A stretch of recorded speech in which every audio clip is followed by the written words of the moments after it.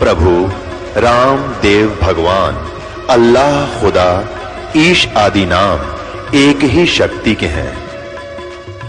वो कैसा है, कहां है, कैसे मिलता है, किसने देखा है?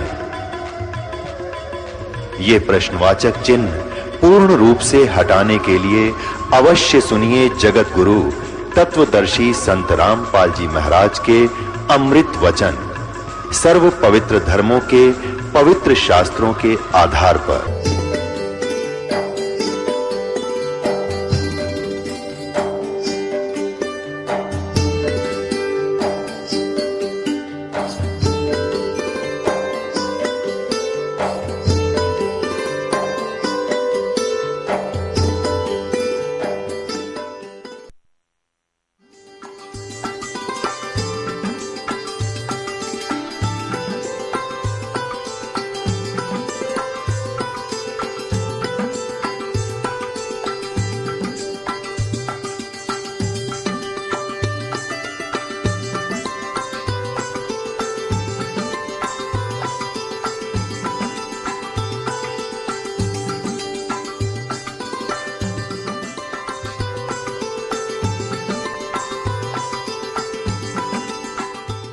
सतगुरुदेव की जय। बंदी छोड़ कबीर परमेश्वर जी की जय। बंदी छोड़ गरीबदास जी महाराज जी की जय। स्वामी राम देवानंद जी गुरु महाराज जी की जय हो।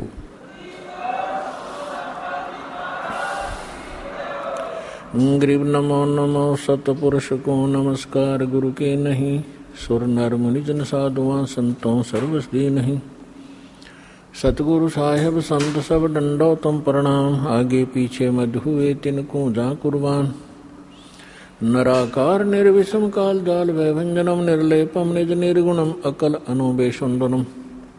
सोहम सुरति समाप्तम सकल समाना निर्तलय उज्ज्वल हिरंबर हरदमम बेपरवा अथा है वर पर निमज्जतम।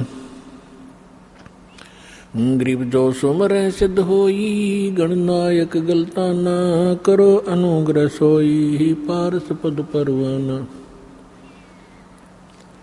आदि गणेश मनाऊं गणनायक देवन देवा। चरण कमल लो लाऊं आदंत करूं सेवा।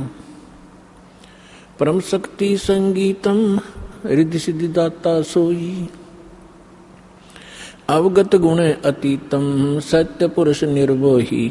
जगदम्बा जगदीशम मंगल रूप मुरारी। तन मन अर्पों शीशम भक्ति मुक्ति भंडारी। सुर नर मुनि जन ध्यावे ब्रह्मा विष्णु महेशा। शेष सहस मुख गावे पूज्य आदि गणेशा। इंद्र कुबेर सरीखा वरुण धर्म राय ध्यावे। समर्थ जीवन जी का मन इच्छा फल पावे। 33 कोटि अधारा ध्यावे 88। उतरे बहुत जल पारा कट है यम की फांसी। 33 कोटि अधारा ध्यावे 88। उतरे बहुत जल पारा कट है यम की फांसी। गरीब कर जोरूं विनती करूं दोरूं चरण पर शीश। गुरु जी राम देवानंद जी महाराज ने दियो नाम बख्शीश। कोटि कोटि सिजदा करूं कोटि कोटि प्रणाम।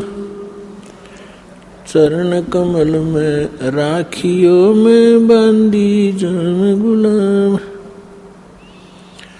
कुत्ता हूँ गुरुदेव का रामपाल दास का नाम। गले प्रेम की जेवड़ी ही जाखें चोभा जाऊं। तो करो तो बावड़ू दूर दूर करो तो जाऊं। जो राखो तो ही रहूं। जो देव सुख सतगुरु पूर्ण ब्रह्म है। सतगुरु आप अलेख सतगुरु रमता राम है याम मीन न मेखो। गुरु बिन वाला फेरते, गुरु बिन देते दान। गुरु बिन दोनों निष्फल है, चाहे पूछो वेद पुराण। जय इब कै सतगुरु मिले, सब दुख आँखों रोए। चरणों ऊपर शीश धरूं, कहूँ जो कहनी हो। कबीर साईं मिल लेंगे, पूछेंगे कुशलोत।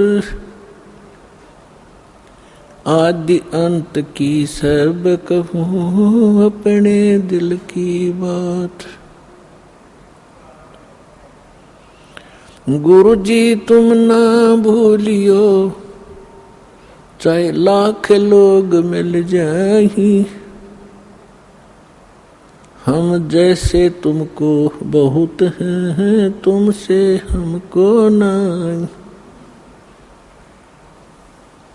परम पिता परमात्मा पूर्ण ब्रह्म सर्वसृष्टि रचनहार कबीर देव कबीर साहेब कबीर परमेश्वर जी की असीम रजा से आप सभी पुण्यात्माएं परमात्मा की महिमा श्रवण करने के लिए उपस्थित हुए। जिस प्राणी के युगों युगों के शुभ संस्कार एकत्रित हो जाते हैं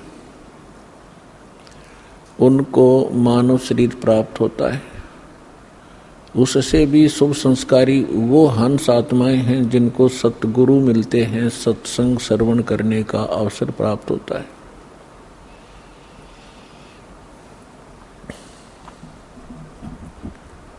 पुण्यात्माओं, आज तक हमें परमात्मा की ABC का भी ज्ञान नहीं था।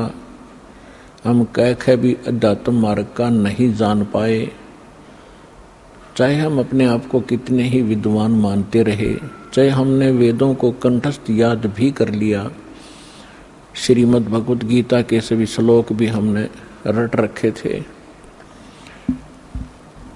क्योंकि इसके विषय में परमेश्वर स्वयं आकर ही बताते हैं, गुरु बिन काहुन पाया ज्ञाना, जो थोथा बुस छड़े मूड किसाना।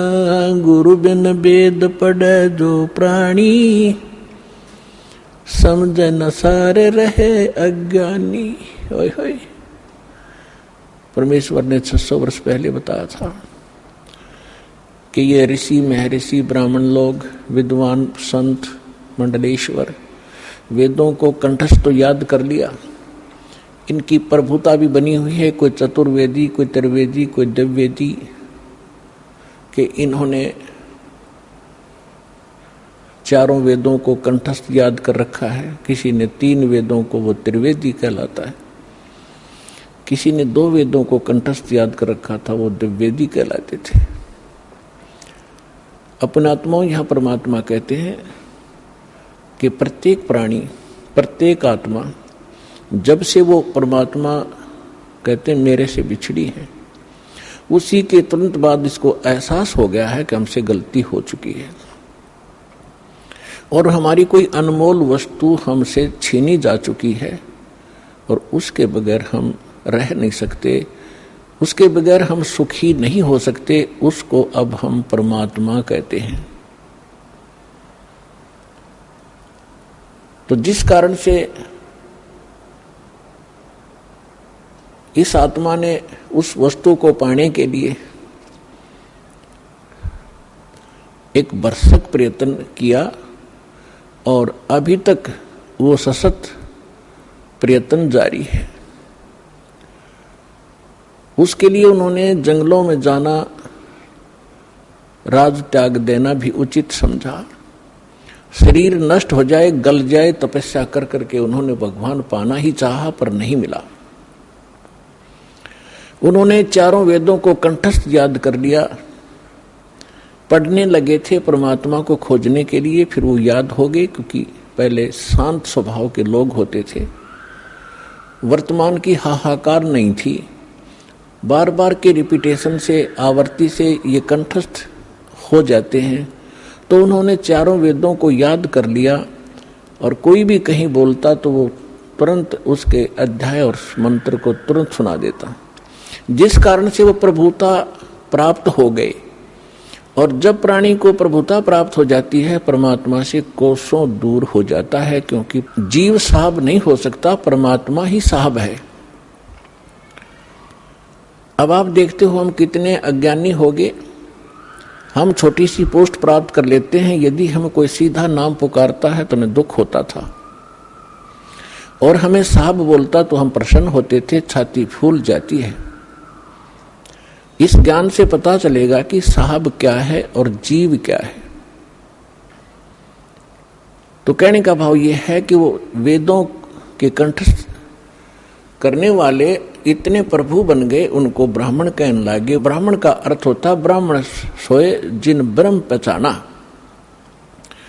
ब्राह्मण सोए जो ब्रह्म पहचाने, ब्रह्म माने भगवान, परमात्मा को पहचाने अपने आत्माओं। यहाँ क्योंकि ये दातम मार्ग है, पहली कक्षा के बालक भी आते हैं, तो ब्रह्म का अर्थ ये ना समझ लेना कि निरंजन ज्योति काल है, नहीं।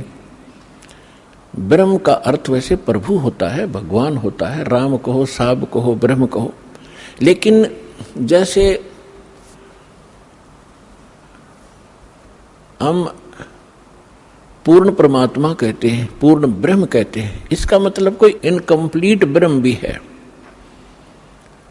लेकिन ब्रह्म शब्द पर्याप्त है परमात्मा के लिए।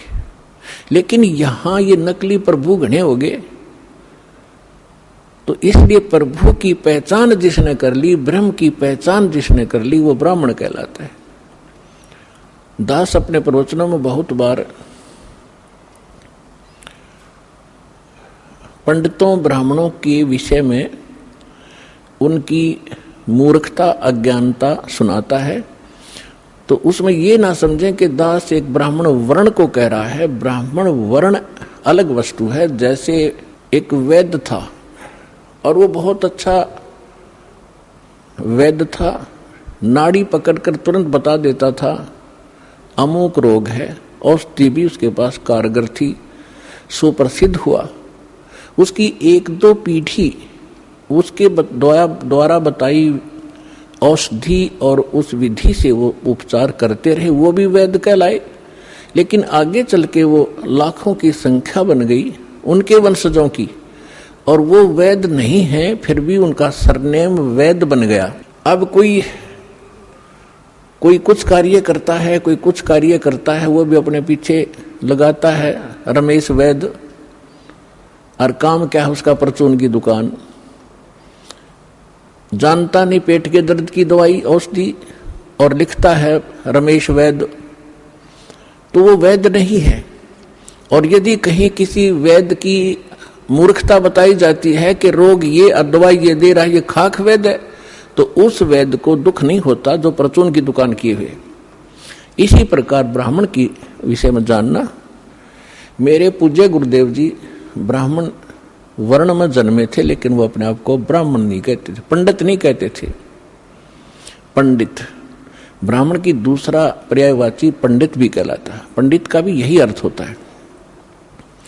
वो ब्राह्मण नहीं कहलाते थे जो हमने अपने परंपरागत समझ लिया है। हम किसको ब्राह्मण मानते हैं? जो श्राद्ध निकलवाता हो, पत्रे बाँच कर सुना दे, तेरा भी आपत्ति आनी है, ये ऐसे कर दे, ऐसे वैसे कर दे, ये ब्राह्मण कहलाते हैं। लेकिन यदि हम पंडित की परिभाषा समझना चाहें तो हमारे पूज्य गुरुदेव जी ब्राह्मण होते हुए अपने आप को ब्राह्मण नहीं कहते थे, वो संत कहलाते थे कि हमने पंडिताई कभी की नहीं, हम ब्राह्मण नहीं हैं। और मेरे दादा गुरु जी छावला गांव दिल्ली के अंदर, दिल्ली स्टेट में एक छावला गांव है नजफगढ़ के पास, वहां के वो जाट थे। और बचपन से ही वो हमारे जो चौथे दादा गुरुजी थे उनके संपर्क में आ गए। उन्होंने उसको काशी विद्यापीठ में पढ़ाया, अपने पास ही रखा, तो वो 4 विषय के आचार्य बन गए उस विद्या को पढ़कर।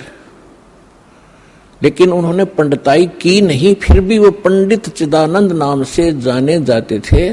और उनका आश्रम बना हुआ है जिला सोनीपत हरियाणा, तहसील खरखोदा के पास एक गोपालपुर गांव है छोटा सा, उसमें उनका आश्रम बना हुआ है। दास उसको बहुत बार देख कर आया है। उस पर लिखा है पंडित चिदानंद आश्रम, जबकि वो वर्ण में जाट थे।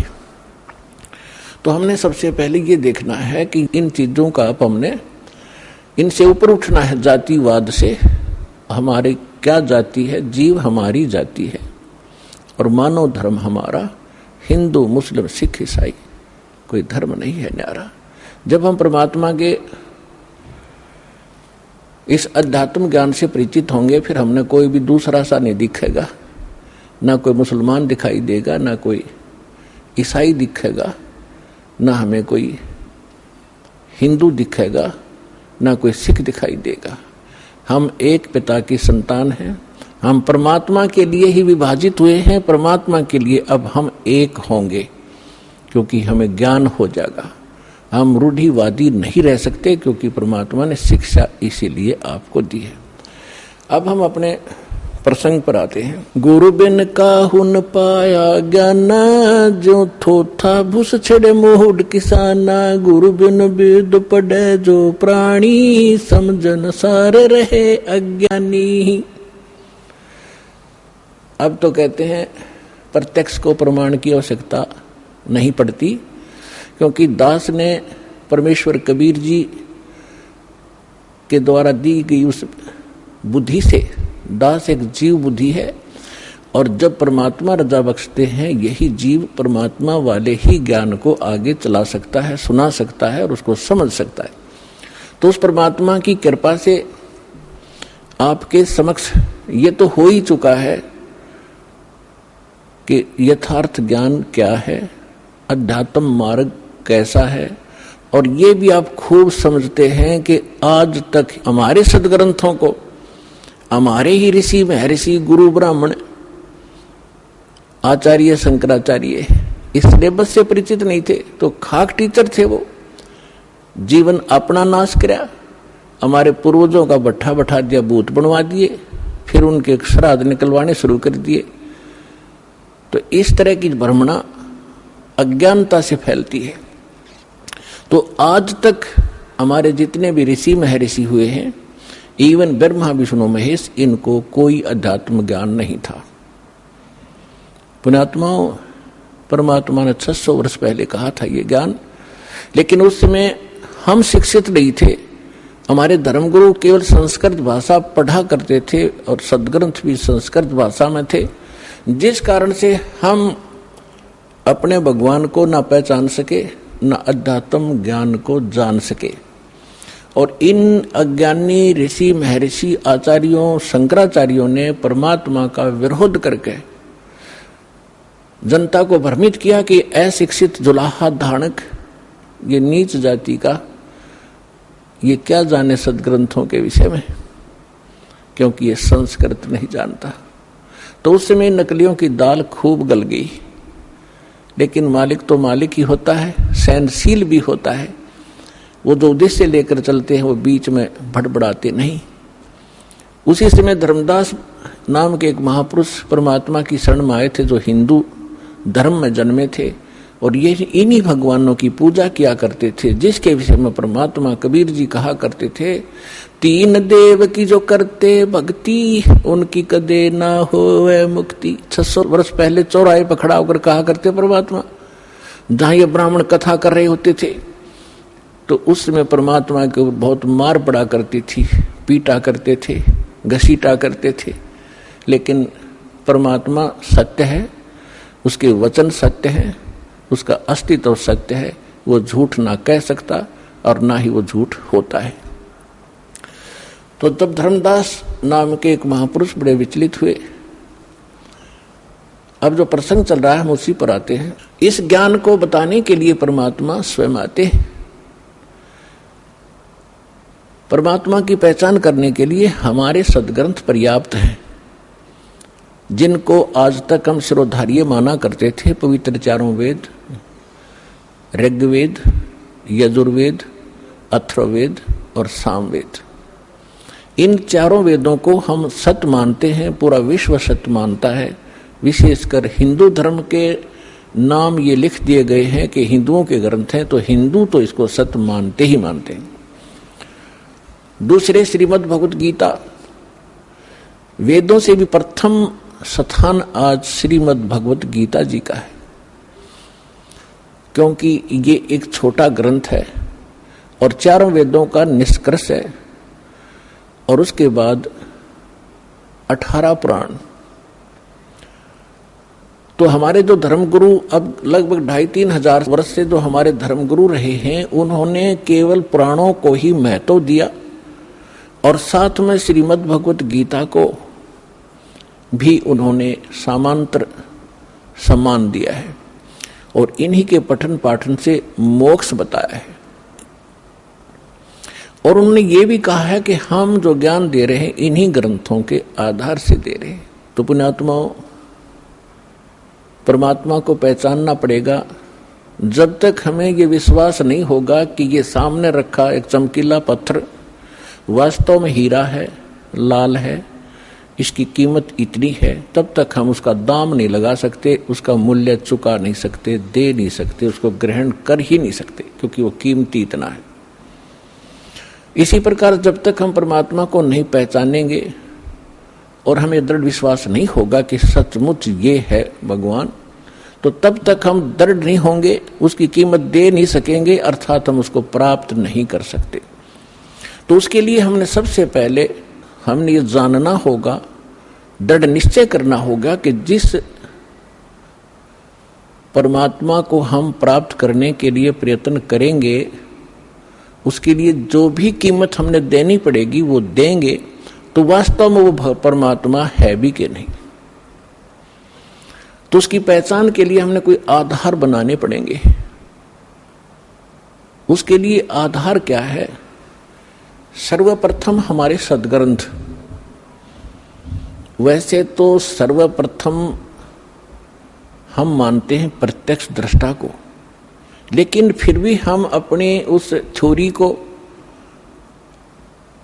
हम नकारा नहीं कर सकते, जिसको आज तक श्रोधार्य मानते रहे और सत्य मानते रहे। तो हम पहले थ्योरी फिर प्रैक्टिकल दोनों से हम सिद्ध कर लेंगे कि सचमुच कौन है परमात्मा।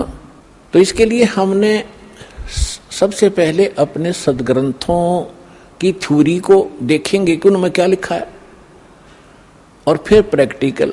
जब दोनों एक जैसा रिजल्ट देंगे तो ही इज गॉड, वो परमात्मा है।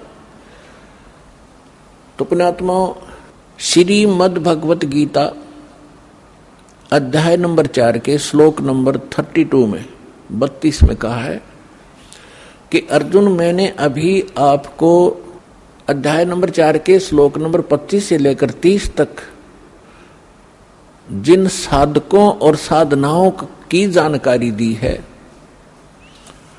और वो साधक चाहे कोई देवी देवताओं को पूजता है, उसी को सत्य मानता है, पापनाशक जानता है, कोई स्वाध्याय करता है, कोई तीक्ष्ण अहिंसावादी व्रत ही करके मुंह पर पट्टी बांध के नंगे पैरों घूम कर अपनी साधना को सही मान रहा है। चौथे अध्याय के 32वें श्लोक में कहा है कि इन यज्ञों माने धार्मिक अनुष्ठानों की जानकारी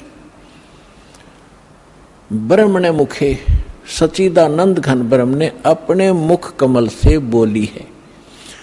पुण्यात्माओं, दास ने एक शब्द बोला था, गुरु बिन काहुन पाया ज्ञान, जो थो था बुस छिड़े मूड किसाना, गुरु बिन वेद पढ़े जो प्राणी, समझन सार रहे अज्ञानी। श्रीमद् भगवत गीता चारों वेदों का निष्कर्ष है। चौथे अध्याय के 32वें श्लोक में यहाँ एक ब्रह्मणे मुखे शब्द है।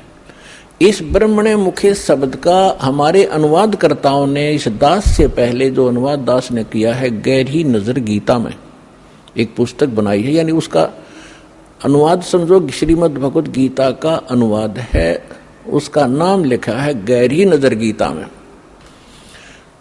इससे पहले जितने महापुरुषों के आप अनुवाद उठाकर देखोगे उसमें क्या लिख रखा है, वेद की वाणी में ब्रह्मणे मुखे का अर्थ किया है वेद की वाणी।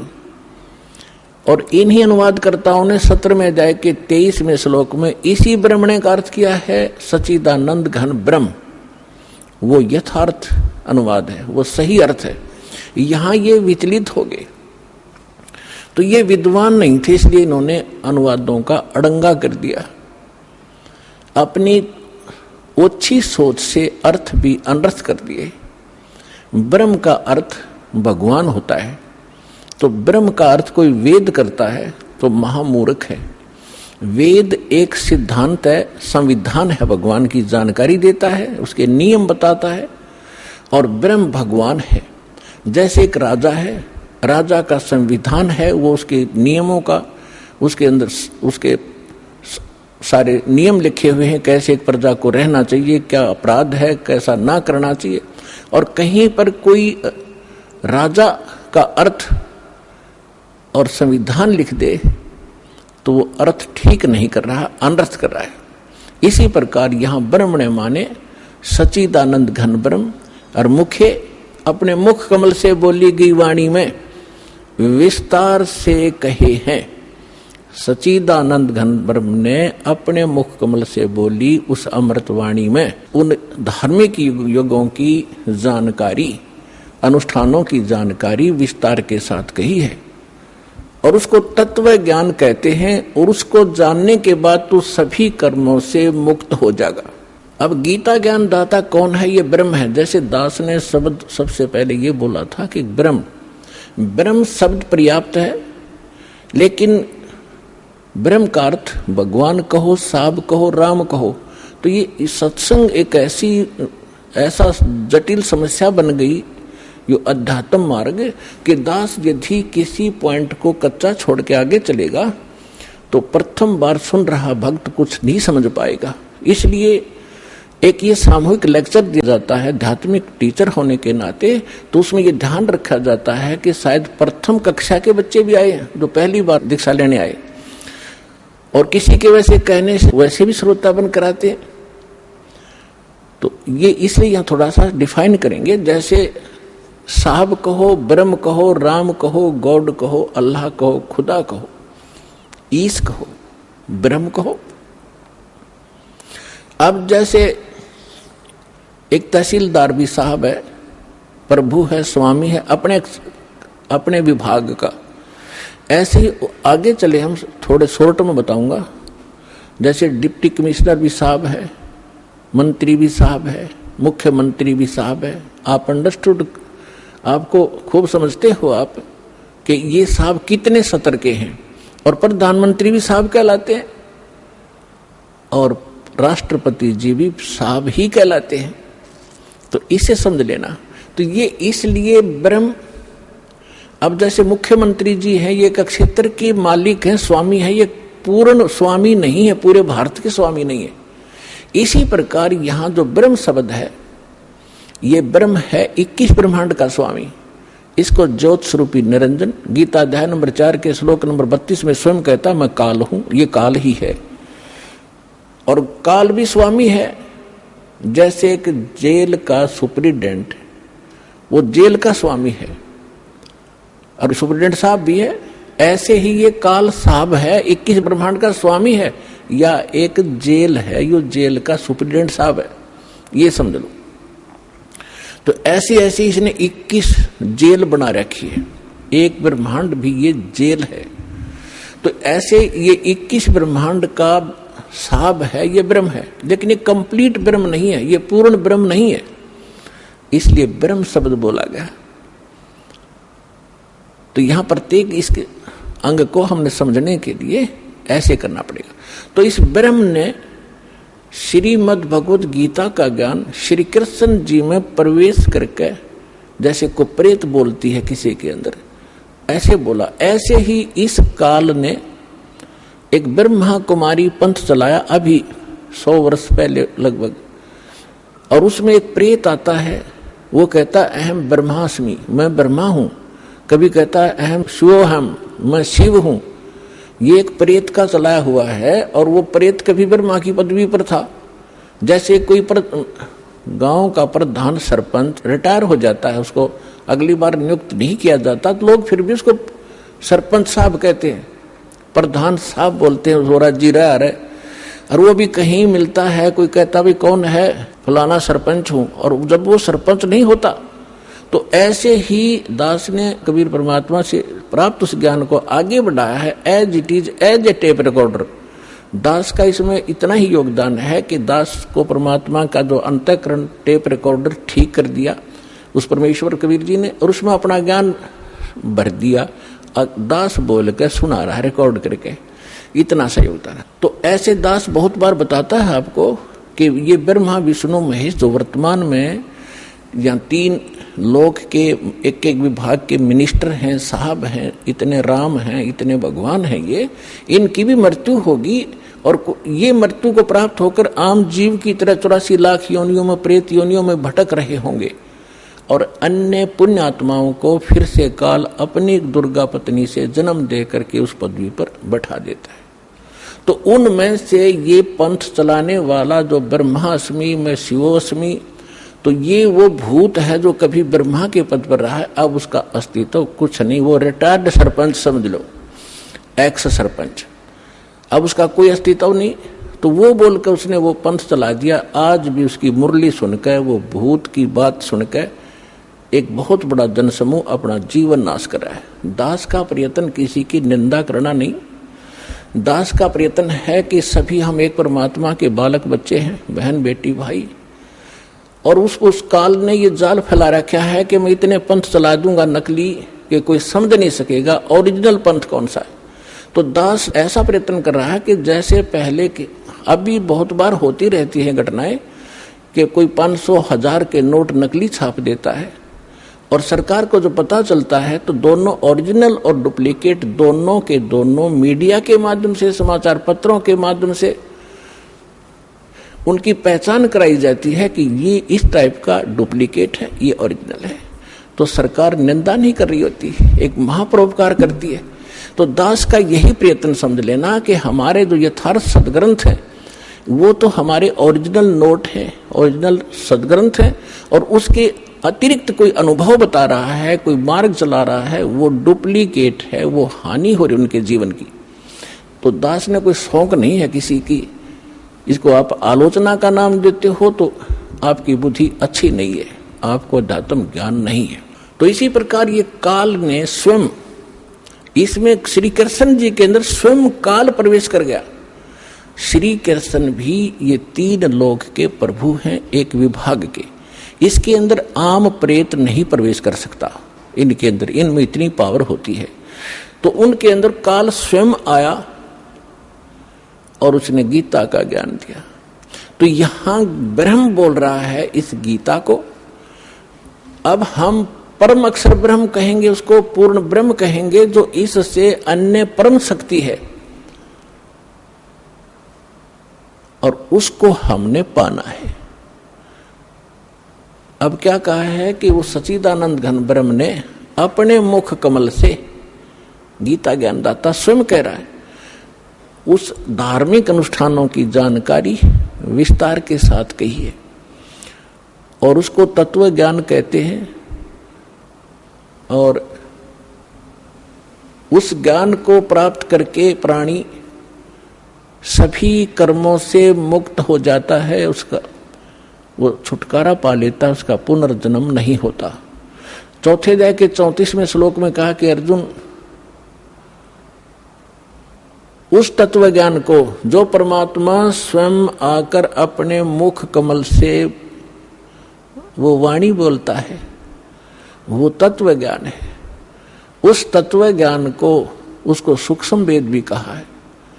उस तत्व ज्ञान को तू तत्वदर्शी संतों के पास जाकर समझ, उनको दंडवत प्रणाम करने से, कपट छोड़कर सरलता पूर्वक प्रसन्न करने से वो तत्वदर्शी संत तुझे उस परमात्म तत्व का अर्थात तत्व ज्ञान का उपदेश करेंगे।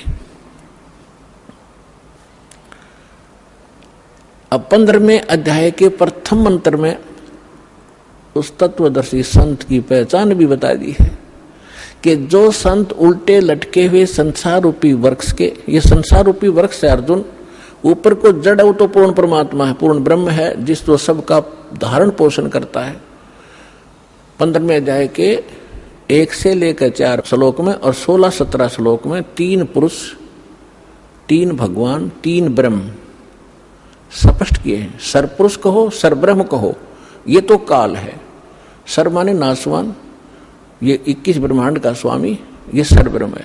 और दूसरा अक्षर ब्रह्म, अक्षर पुरुष कहो चाहे प्रभु कहो, स्वामी कहो, राम कहो, ब्रह्म कहो, ये 7 संख्य ब्रह्मांड का स्वामी है। इसकी आयु बहुत लंबी है, लेकिन इसकी भी मृत्यु है, इसलिए इसको भी अक्षर पुरुष कहा है। ये चिरस्थायी है।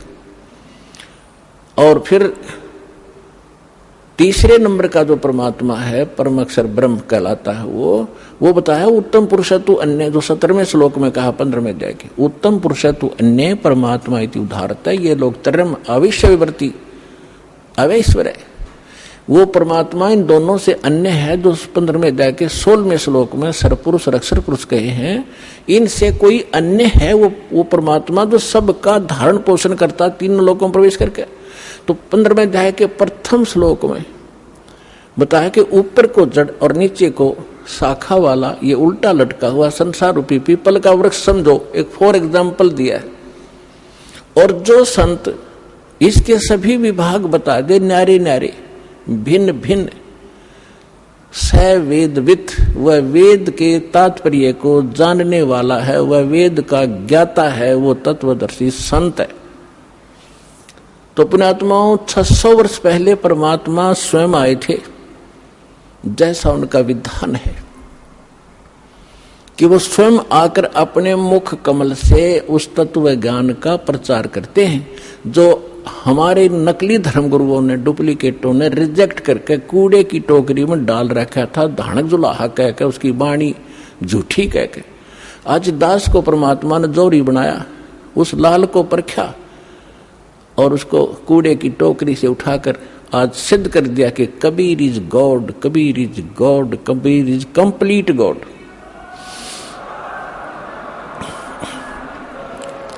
और जिसको पाकर उसके बच्चे आज धनी हो रहे हैं, अध्यात्म मार्ग से वो पूर्ण, अध्यात्म धन से वो परिपूर्ण होते जा रहे हैं, जो उनका सुख का मूल है। और शास्त्र विद साधना दुख की मूल होती है, जो आज तक हम सभी करते रहे। अब जो प्रसंग चल रहा है उसी पर आते हैं कि परमात्मा ने 600 वर्ष पहले आकर कहा था, अक्षर पुरुष एक पेड़ है, निरंजन वाकी डरे, तीनों देवा शाखा है, भाई पात रूप संसारे।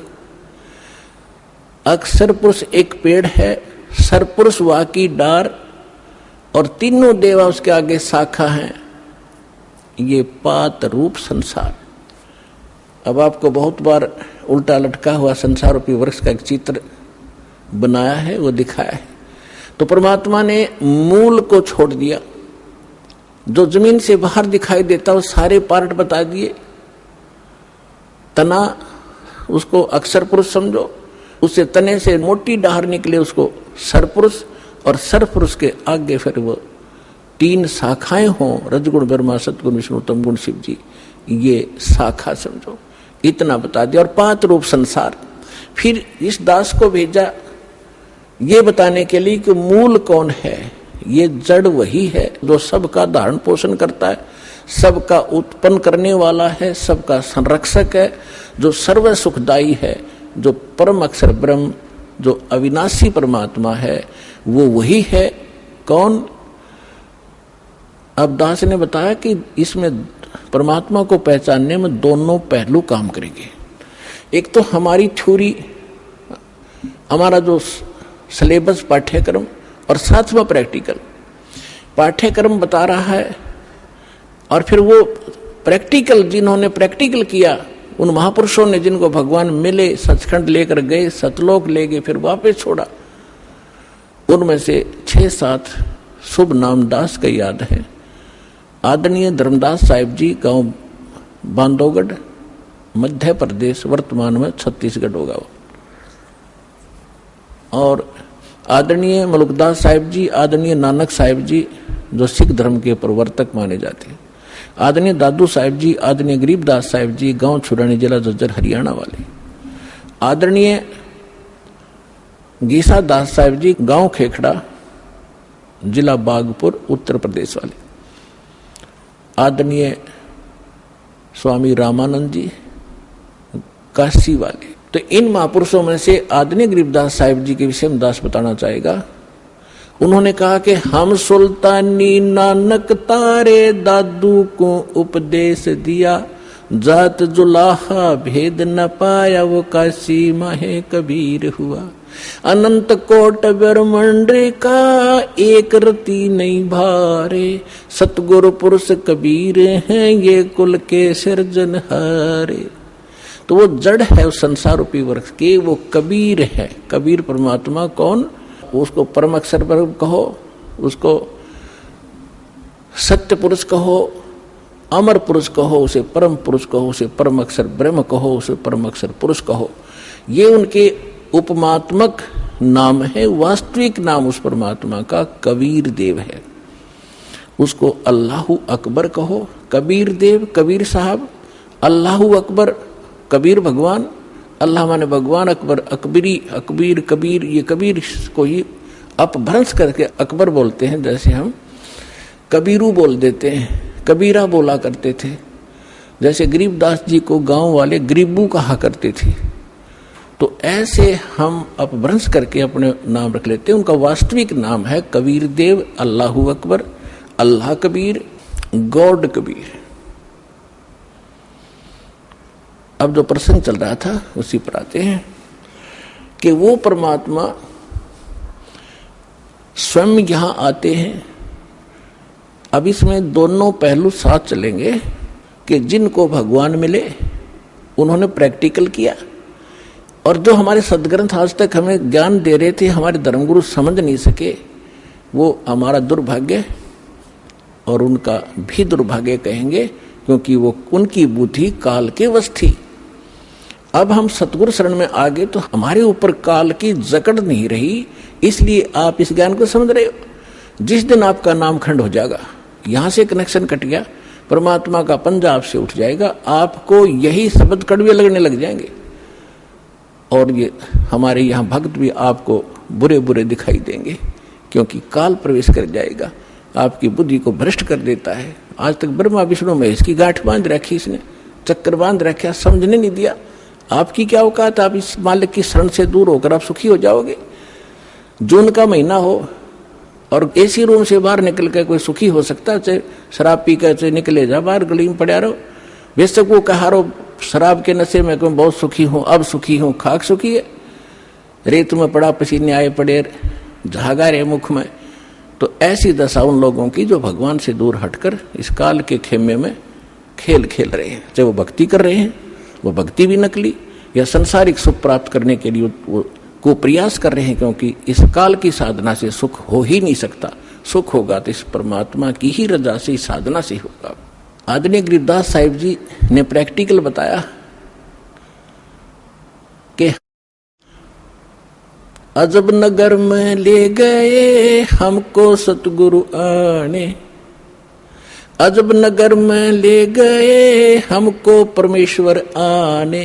आन माने आके, अजब नगर में ऐसे अजब कमाल के लोक में लेके गए भगवान मुझे खुद आकर के, और जल के बिंब अगाध गति हम सूते चादर ताड़े। अजब नगर में ले गए हमको सतगुरु आण, यानी वो सतगुरु भी हैं, वो भगवान भी हैं। जो सतगुरु होता है, सच्चा ज्ञान जो देता है भगवान ही देता है, भगवान ही सच्चा ज्ञान दे सकता है। तो उनको सीधे भगवान मिले थे, सतगुरु कहो चाहे परमेश्वर कहो। अजब नगर में ले गए हमको परमेश्वर आने, आन माने आके, ये हमारी देसी भाषा हरियाणा की लैंग्वेज में देखा ग्रंथ है। और जल के बिंब अगाध गति वहां सूते चादर तान, चादर तान के सोना, यानी कति निश्चिंत हो जाना, बेफिक्र होकर सोना। एक मुहारा है यहाँ देसी कि अच्छा चादर तान के सोए है, सारे काम कर लिए। तो इस तरह कहते हम तो निश्चिंत हो गए कि साधना हमारी सत्य भगवान मिल गए, आंखों सतलोक देख लिया, सत साधना करते रहेंगे, गलती हम करें नहीं, हम निश्चिंत हो गए। हमारे अंदर कोई अब शंका नहीं रही कौन भगवान है। और क्या उसको प्राप्त करने का मेथड है, वो सब कंप्लीट प्राप्त हो गया, आंखों देखा। तो दास आपको इतना दृढ़ करना चाहता है, देखो माता पिता अपनी बिटिया का विवाह करते हैं तो वो जाकर लड़के वाले का घर भी देखते हैं, उसकी प्रॉपर्टी से भी परिचित होते हैं, अन्य थर्ड पर्सन से भी पूछते हैं, फिर वो आकर घर बताते हैं कि हम जो लड़का देख कर आए हैं उसके ये बिजनेस है, उसके ये व्यापार है, इतनी उसको प्रॉपर्टी है। तो लड़की को कोई डाउट नहीं होता क्योंकि पिता बता रहा है, थर्ड पर्सन कहे तो शायद शंका हो जाए।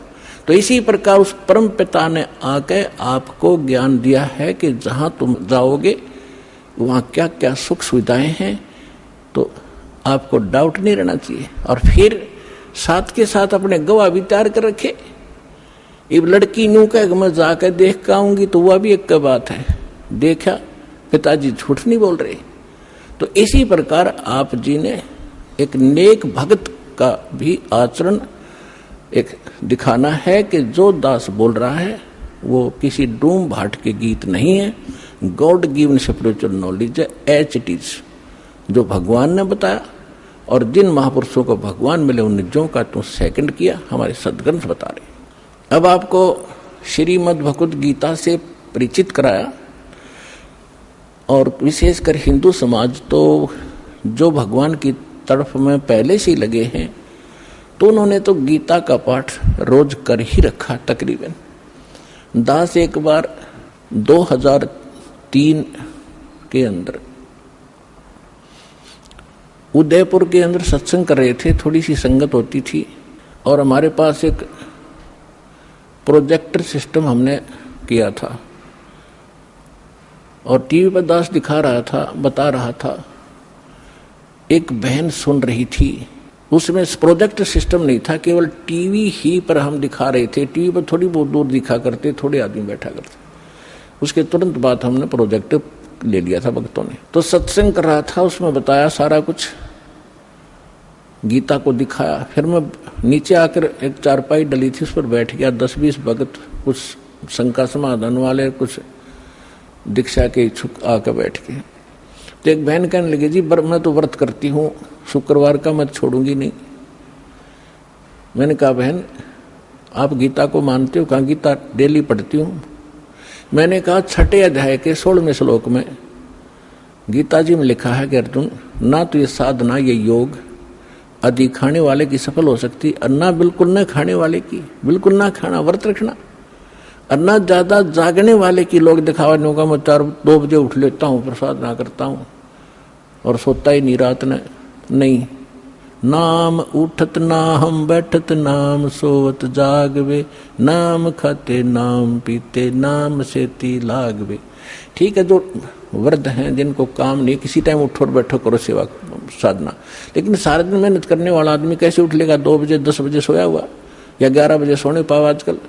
तो कहने का भाव यह है कि ना घना जागने वाले का, और ना घना ज्यादा सोने वाला भी मूर्ख है। संध्या पढ़कर सोया उठ 9 बजे, वो क्या भक्ति करेगा? तो कहते सब संयम रखो, सबके अंदर संयम, हर तरह का संयम रखकर साधना करने से होता है। तो मैंने इतना ही कहा था कि गीता अध्याय नंबर 6 के श्लोक 16 में न बोले जी बिल्कुल सही है, और मैं रोज पढ़ती थी। आज बुद्धि खुली है मेरी। माँ बेटी आज तक तुम्हारी बुद्धि काल न जकड़ रखी थी, रोज पढ़ा करते। मोती मुक्ता दर्शत नाही, ये जग है सब अंदरे, दिखत के तो नैन चश्म, इनका फेरा मोतिया बिंदरे। ये बड़े विद्वान पंडित थे, बड़े लय ला कर गीता का पाठ करा करते थे, बड़ी मधुर वाणी से श्लोकों का उच्चारण किया करते थे क्यों घंटे ताई। तो खाक था उनके पास, मोतिया बिंद था, उसको पता नहीं इसमें बोल क्या रखा, तुम कर क्या रहे हो। तो आज दास तो बता रहा है कि बुद्धिमान भक्त हैं और इन्होंने गीता और इनको खूब पढ़ा हुआ है, और परमात्मा की शरण में आने से आपकी बुद्धि ओपन हो जाती है, काल का प्रेशर प्रभाव हट जाता है, आप खूब आसानी से सोच लेते हो और समझ सकते हो। तो गीता के अंदर जो दास ने प्रमाण दिए, विशेषकर हिंदू समाज जिनसे खूब परिचित है कि ऐसा ही लिखा है, लेकिन समझ नहीं सके थे। आप विद्यार्थी, अगर विद्यार्थी सिलेबस समझ ले तो फिर टीचर की क्या आवश्यकता है, फिर आप पे पड़ जाते सारे। तो टीचर इसलिए बनाए जाते हैं कि सब अनुभव करते हैं, सिलेबस को पढ़ते हैं, फिर बच्चों को सुनाते, फिर प्रैक्टिकल करवाते हैं। थ्योरी से प्रैक्टिकल होता है, एज इट इज होगा, बिल्कुल सही होगा। अब आपको सुनाते वेदों से। वैसे वेद चारों वेदों का सारांश श्रीमद् भगवद गीता है, लेकिन इस मन के अंदर ज्यादा ही अड़ंगा भर दिया इन अज्ञानियों ने, तो वेद भी पैरेलल साथ लेने पड़ेंगे हमें।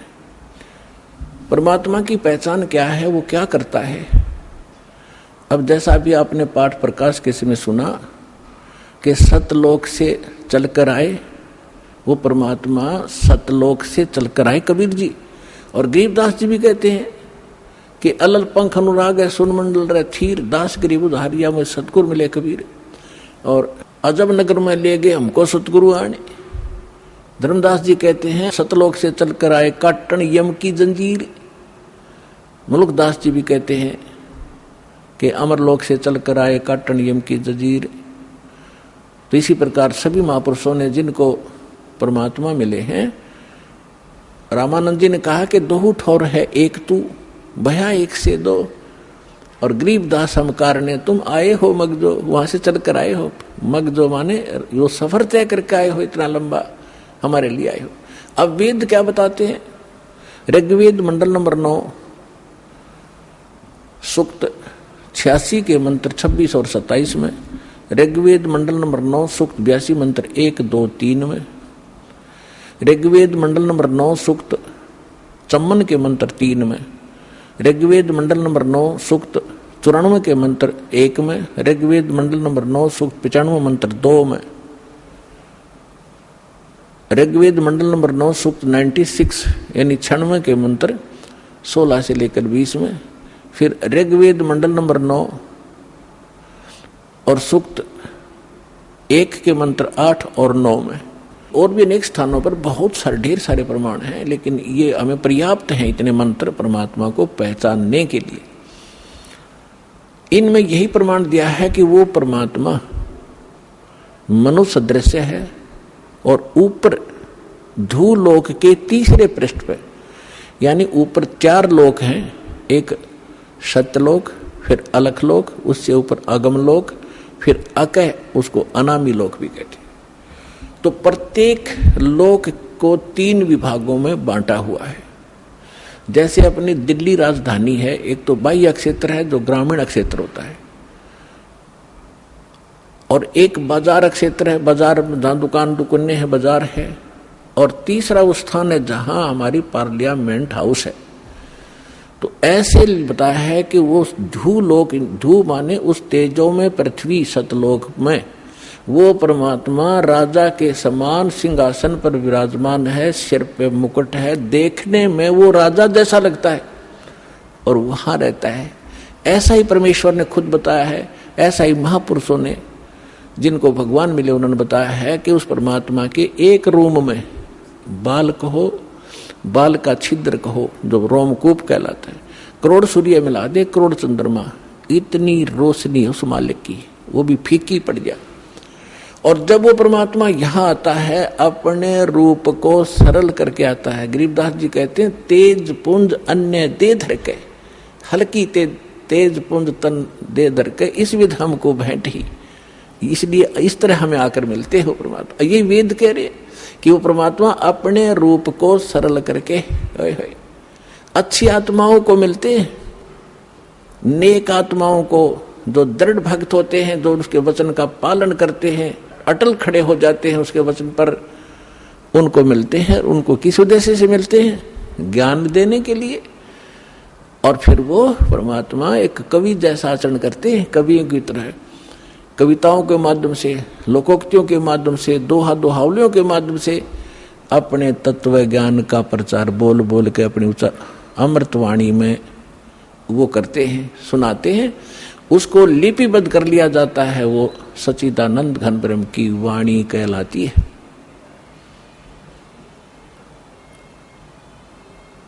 अब ये तो वेदों ने बताया, उसमें स्पष्ट बताया कि परमात्मा कबीर देव है, उसका नाम कबीर साहब है। कबीर देव मन परमेश्वर, भगवान अल्लाह खुदा, गॉड साहब। अब यही परमात्मा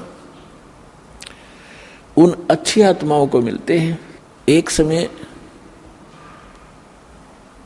एक धर्मदास नाम के बहुत बड़े धनी व्यक्ति हिंदू धर्म में जन्मे थे और बहुत ही परमात्मा की तरफ थी उनके अंदर। पुण्यात्मा पिछले संस्कार का जो प्राणी होता है वही भगवान के लिए तरफ रहे होते हैं।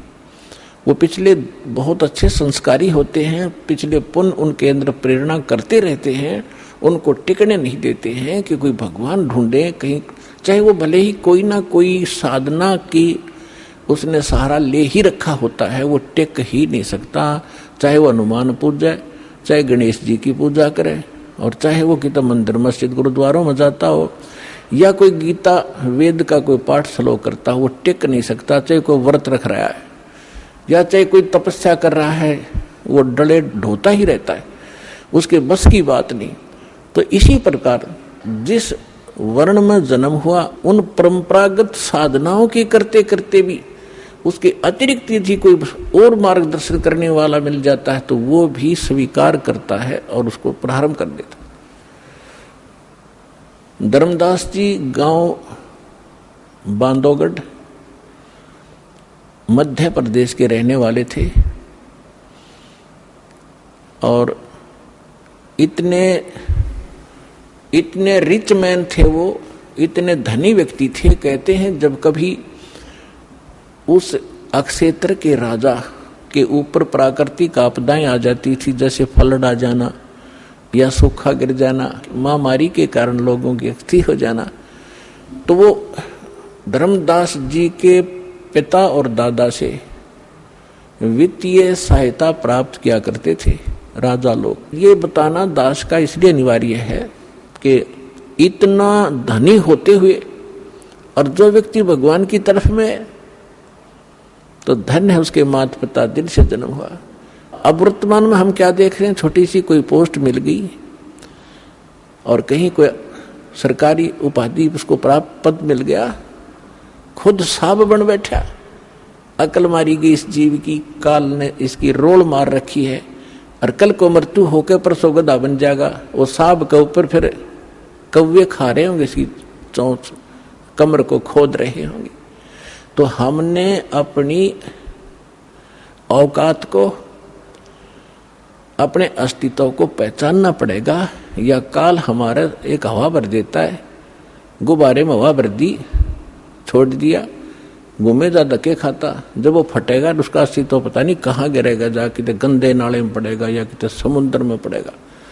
तो इसलिए हमने इस हवा को नहीं भरना है, अपना ठीक ठिकाना, जो मालिक का आदेश उसके अनुसार हमने चलना होगा, तभी हम सफल होंगे।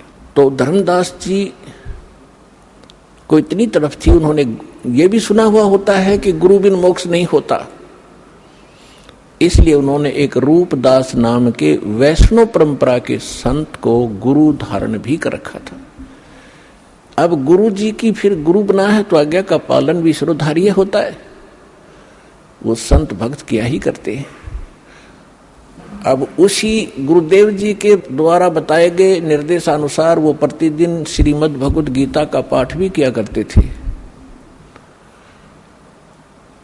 एकादशी का व्रत भी किया करते थे, जन्माष्टमी का व्रत भी करते थे, और श्री कृष्ण हरे राम राम राम हरे हरे राधे राधे कृष्ण कृष्ण, ओम नमः भगवते वासुदेवाय, ओम नमः शिवाय, इस तरह के जो भी मंत्र वो जानते हैं हमारे जो हिंदू धर्म के ये डुप्लीकेट गुरु, तो वो सारी बता रखी थी साधनाएं, वो कर रहा था। और उसके साथ साथ भगवान श्री कृष्ण यानी विष्णु जी की मूर्ति, जिसको शालग्राम कहते हैं,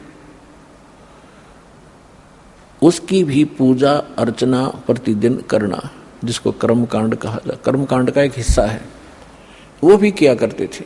और गीता जी का नित्य पाठ भी करते थे। सभी तीर्थों का भ्रमण करने से भी मोक्ष उसको बता रखा था। अब बच्चा क्या होता है, अध्यापक ने जो सिलेबस बता दिया वो तो फाइनल समझता है। जो कहा ठीक है जी। इतना बड़ा सेठ मन में आई कि तीर्थों का भ्रमण किया जाए,